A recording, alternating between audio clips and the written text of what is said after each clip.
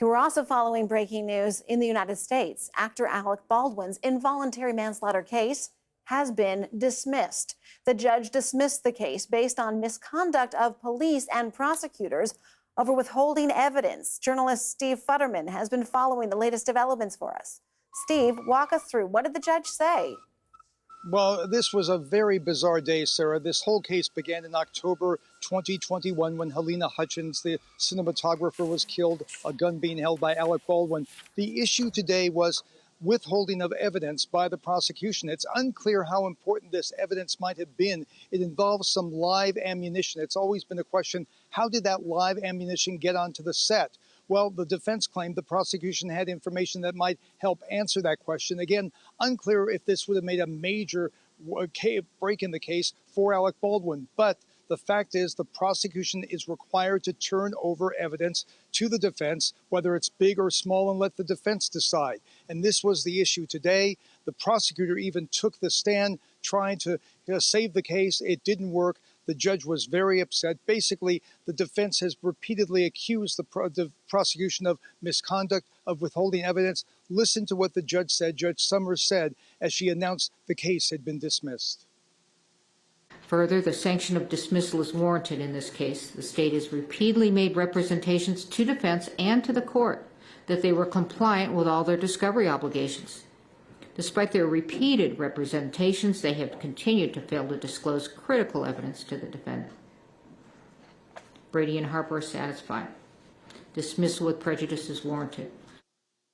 And that with prejudice is a key part of this dismissal. That means that basically Alec Baldwin has endured jeopardy, which means under American constitutional law, you can't be faced with double jeopardy. That means this case cannot be filed again. That means the case against him here, there might be a way they could bring different charges against him. But essentially, most legal experts feel this ends Alec Baldwin's legal jeopardy in this case. So he is a free man. He did face those 18 months in prison. He was charged with involuntary manslaughter. No one said that he intentionally tried to do this. But basically, the prosecution's case was that he was negligent. He should have never pointed the gun at Halyna Hutchins. And they claimed he held the trigger. But again, it's a moot point right now. The case has been dismissed. And Alec Baldwin, quite emotional when this announcement was made. He teared up. He embraced his wife. They were both in tears at one point. So the case against Alec Baldwin, for all intents and purposes, all over now. Yeah, that is, as you say, a bizarre, remarkable day in court. Yeah. How is it going to impact the case against the Rust armorer who was previously found guilty? Yeah, that's Halyna Gutierrez Hannah Gutierrez Reed, rather. She is in prison right now. She's serving an 18-month sentence for the same exact charge, involuntary manslaughter. Now, the case against her is different because Alec Baldwin was the actor holding the gun. She was responsible for trying to make sure that the gun was safe. So she faced a different type of case against her. But again, this should have been information that should have been turned over to her defense team as well. A lot depends on the timing when the prosecution found out, but you can guarantee that her team is going to ask that this case be brought up again. They are already appealing it. They will ask for a dismissal based on what has happened here today, so it might free her as well. But Alec Baldwin is free. She might be free. One thing I want to point out, Sarah, well, no matter how this case ends, this has brought new attention to gun safety on movie sets. So this is a landmark case as far as the movie industry is concerned. New ways of making sure this doesn't happen again have already gone into effect. So this is going to have an impact on future movie sets like this where you have a gun on the set. Journalist Steve Futterman in Chicago, thank you. Thank you, Sarah.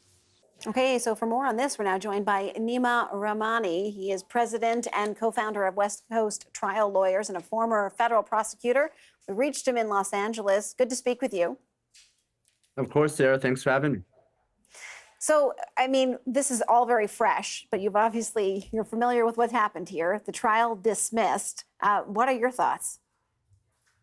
My thoughts are this is one of the most botched prosecutions in American history, and I've covered it every single day. And from the beginning, from the district attorney charging an unconstitutional enhancement for appointing special prosecutors that were members of the New Mexico state legislature who had to step down because of the separation of powers issue. And now the cardinal sin for a prosecutor, withholding exculpatory evidence, something every first-year law student knows what you're not supposed to do. It's a Supreme Court violation. It's a constitutional violation. And as a result, Alec Baldwin and likely Halyna Gutierrez-Reed are going to walk free. So you call this a cardinal sin. We don't know what the evidence is. Steve Futterman, the journalist we just heard from, talked about it possibly having to do with live ammunition, which would seem to be pretty important evidence given what we're talking about here, the fact that live ammunition was used on set. I can understand why it's a cardinal sin. How does something like that happen, since everyone involved is supposed to know not to do that, to withhold it? Well, withholding evidence is really the worst thing you can do. And in this case, the withholding was willful. It was intentional. If it was inadvertent, maybe, just maybe, the prosecution could have stayed on the case. Maybe the judge would have given an adverse jury instruction and instructed the jurors that the prosecution didn't comply with its obligations. But it really doesn't matter whether those were the rounds that killed cinematographer Halyna Hutchins.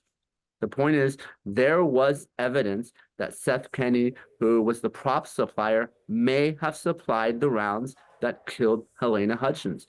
In this case, and in the previous case, the prosecution argued that it was Halyna Gutierrez-Reed that provided those rounds. And the point is, it's not a matter for the prosecution to decide what evidence is relevant and what's not. They have to disclose everything, especially anything that may be exculpatory.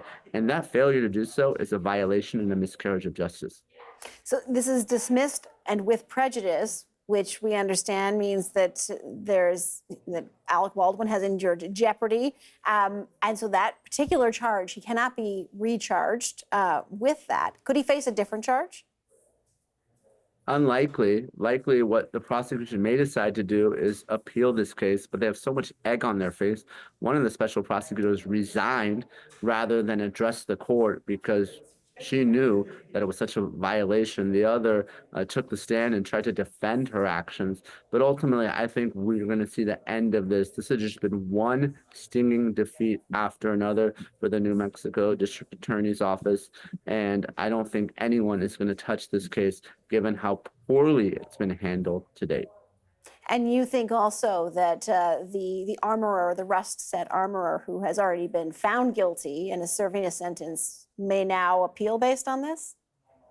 I think she's going to be free as well, because this evidence exonerates her, frankly, more than Alec Baldwin, because the state's theory was that Gutierrez-Reed was using drugs and alcohol, wasn't paying attention, and she was the one who brought the live rounds on set, and the jury convicted on that basis. Well, it turns out there's a whole other set of evidence that may show that someone else was responsible for providing those live rounds, the prop supplier, Kenney and his company. So to the extent that that evidence wasn't considered by the previous jury, wasn't disclosed to her lawyer, that's a basis to have that conviction overturned, and I expect the judge to do so.